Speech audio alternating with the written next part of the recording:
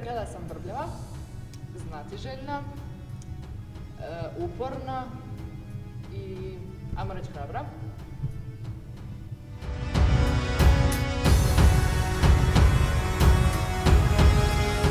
Pa u Ljubljani mi se najviše sviđa Stari grad, u Sloveniji naravno Bled, a ovo što ste me pitali da mi se ne sviđa, pa nisam baš do sad vidjela ništa što mi se ne bi svidjelo.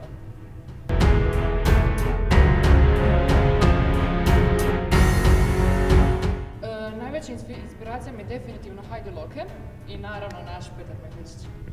I da obrazložim zašto baš naš Petar Mehličić pojavio svoje olimpijske igre.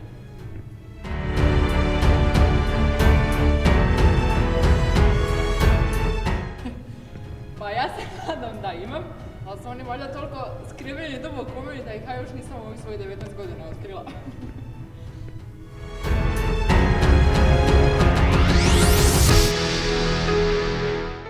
Pa kao malo sam htjela biti plesačica u spotovima, to mi je bio naravno prvi san, a kasnije sam htjela biti vojnik.